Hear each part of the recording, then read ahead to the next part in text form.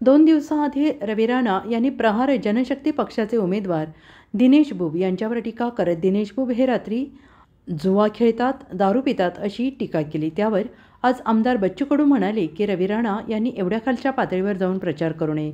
ज्याचं घर मातीचं असतं त्यांनी दुसऱ्याच्या घरावर गोष्टी मारू नयेत. आम्ही जर चित्रपटातील सीन काढले तर डायरेक्ट विताना दिसतात.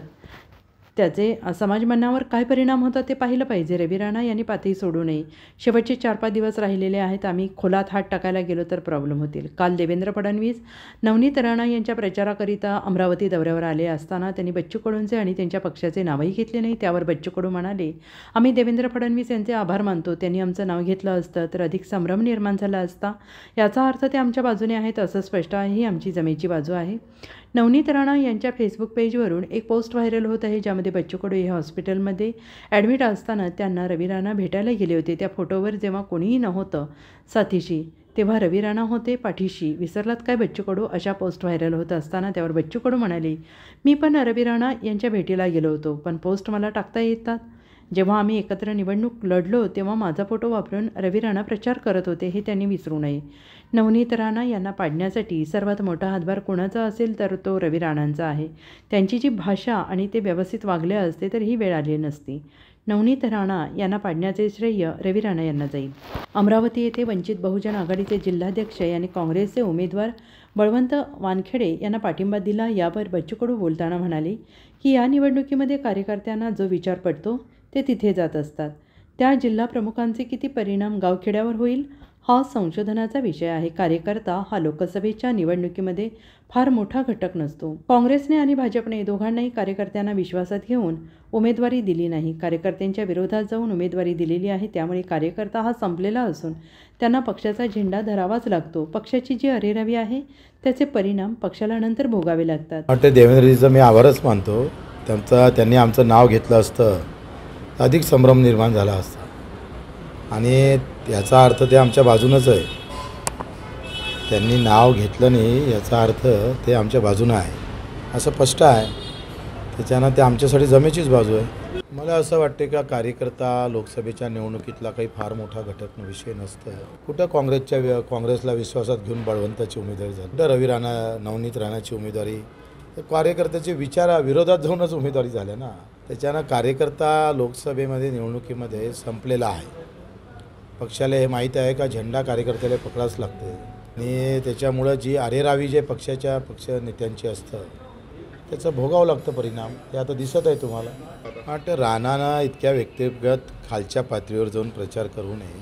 कसं आहे, ज्याचं घर मातीचं असते त्यानं दुसऱ्याच्या घरावर गोटे मारू नये. दिनेश भाऊ जुवा खेळतोय, दारू पितोय, अशा प्रकारच्या खालच्या पातळीच्या टीका केल्या तर आम्ही जर चित्रपटातले सीन काढले तर पेतांनाच दिसतं डायरेक्ट. समाजमनावर काय परिणाम होईल हे पाहिलं पाहिजे. राणानं पातळी सोडू नये. शेवटचे 4-5 दिवस राहिले आहे तसं राहू द्यावं. आम्ही खोलात हात टाकायला गेलो तर प्रॉब्लेम होईल. कोणासाठी प्लस आहे कोणासाठी मायनस आहे याचं काही आपण संशोधन करू शकत नाही. आखरी कुठल्या घटकाचं आणि कोणत्या पार्टीचं मतदान कमी झालं अजून काही ते निश्चित झालं नाही. त्याच्यानं आपल्याला असं नाही म्हणता येईल का कमी झालं मतदान म्हणजे BJPच्या माथी पडन किंवा काँग्रेस तिथं निवडून येईल असं काही आपल्याला अनुमान काढता येणार नाही. पण मतदान कमी झालं याचा अर्थ उत्साह कमी आहे लोकांमध्ये. उमेदवाराप्रती असणाऱ्या भावना ज्या आहेत त्या कमी आहे हे म्हणता येईल. का लोक एखादा उमेदवार असलं तर मोठ्या ताकदीनं बाहेर निघतात आणि मतदान करतात.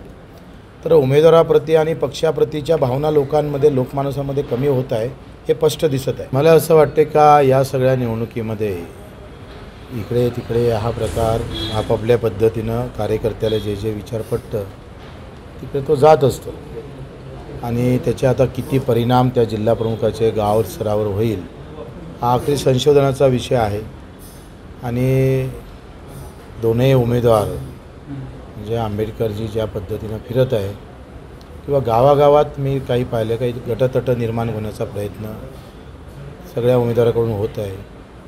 तर त्याचा फटका काही ना काही तर बळवंत वानखेडेला पडणार, बळवंताचाही आंबेडकरलाही पडणार. आखरी जनतेमध्ये संभ्रम निर्माण करणारी जी अवस्था इथं निर्माण केली आहे ती जाणून बुजून केलेली आहे आणि त्याचा फटका जाणीवपूर्वक बळवंत वानखडेच्या उमेदवारीला पळावं याच्यासाठी काही राजकीय लोकांनी जो प्रयत्न केला तो आता जनता किती मनावर घेते त्याच्यावर आहे. आणि मी पण रवी राणाला भेटीला गेलो. त्या पोस्टमध्ये टाकता येतं.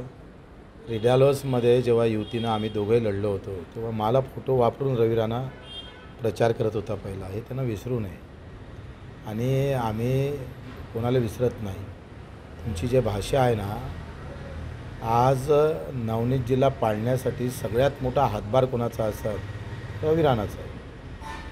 त्यांची जी भाषा आहे, कदाचित जे जर व्यवस्थित वागले असते आज ही वेळ आली नसती.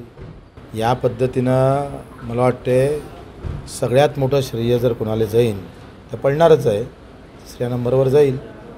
1-1.5 लाखासाठी त्यांना प्रयत्न करावं लागेल आणि त्याचं सगळं श्रेय हे रवी राणाला राहणार आहे. ते मला नाही पाहता येईल असं म्हणजे, पण एकंदरीत त्यांच्या वर्तणुकीमुळंच हे जे काही आज जिल्ह्यात जे परिणाम आमच्या नवनीतजींना कारण नसताना त्यांना सामना करावा लागतो आहे आणि त्याचं मोठं वाईट खरं तर आज कधी कधी म्हणतं ना का एखादी सभा घेतली एखाद्या शब्दानं माणसाला घरी बसवते, तसं रवी राणाच्या वर्तणुकीमुळं आज जे काही निर्माण झालेली आहे ही अवस्था, त्याचं मूळ कारण रवी राणा आहे. लोकनायक न्यूज